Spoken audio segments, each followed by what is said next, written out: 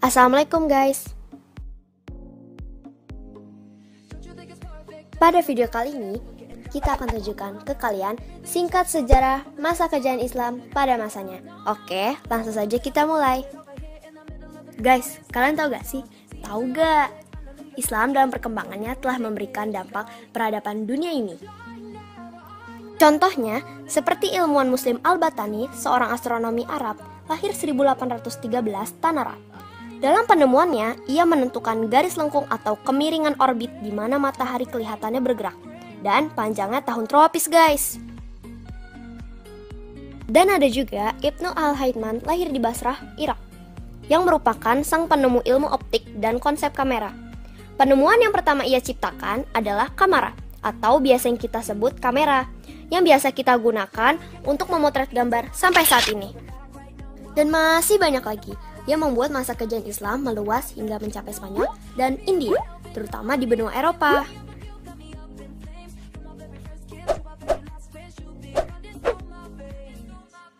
Hal ini telah dibuktikan seorang sejarawan barat, Jacques Sireyster. Ia mengatakan bahwa Islam selama 500 tahun lalu telah menguasai dunia dengan kekuatan, ilmu pengetahuan, dan peradaban yang sangat tinggi. Tapi, apakah kalian tahu bahwa masa kejayaan Islam tidak terjadi begitu saja? Melainkan dibagi menjadi 3 periode, yaitu 1. Periode klasik, dari 650 sampai 1250 Masehi. 2. Periode pertengahan, sekitar 1250 sampai 1800. Dan yang terakhir, periode modern, terjadi pada 1800 Masehi hingga saat ini. Nah guys, sekarang kita masuk ke proses penjelasannya nih. Dimulai dari periode klasik. Pada masa inilah kejayaan Islam terjadi atau biasa kita sebut periode klasik. Pada kurun waktu itu terdapat 2 kerajaan besar. Di antaranya seperti kerajaan Bani Umayyah atau yang biasa kita sebut Daulah Umayyah, dan kerajaan Bani Abbasiyah atau yang biasa kita sebut Daulah Abbasiyah. Tapi kalian tahu gak guys, dari 2 kerajaan tersebut memiliki perkembangan yang berbeda. Contohnya seperti kerajaan Bani Umayyah ini. Kerajaan yang berdiri pada abad 661 sampai dengan 750 Masehi yang dipimpin pada masa kekuasaan Muawiyah bin Abu Sufyan. Perkembangan Islam yang ditandai dengan meluasnya wilayah kekuasaan Islam dan berdirinya bangunan-bangunan sebagai pusat dakwah Islam.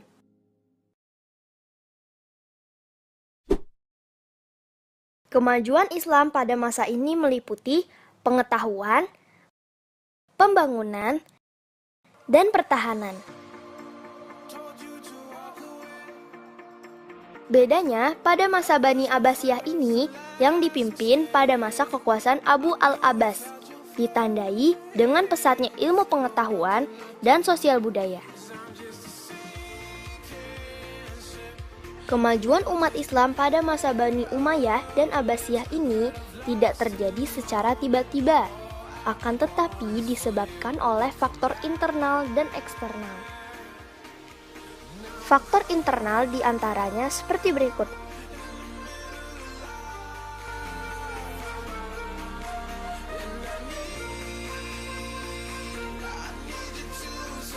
Dan faktor eksternal seperti berikut.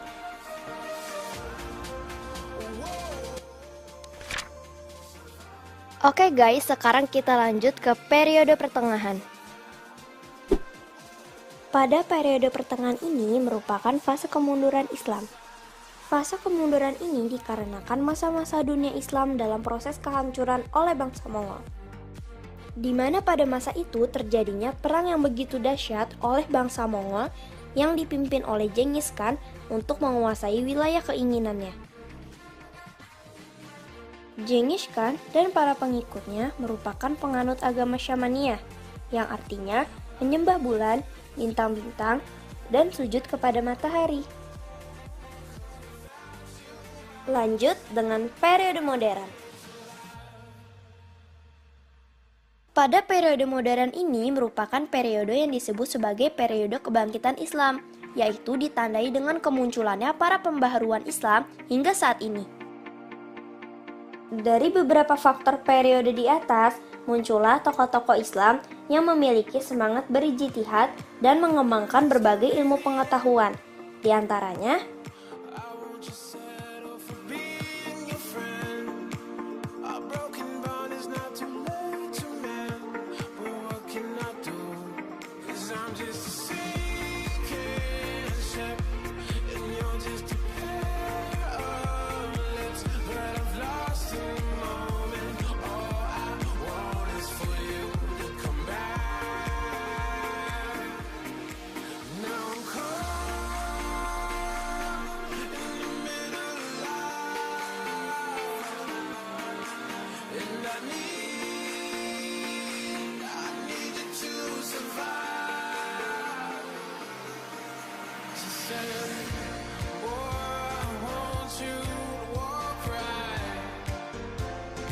so I can give you one more chance. You're only living in your damn head.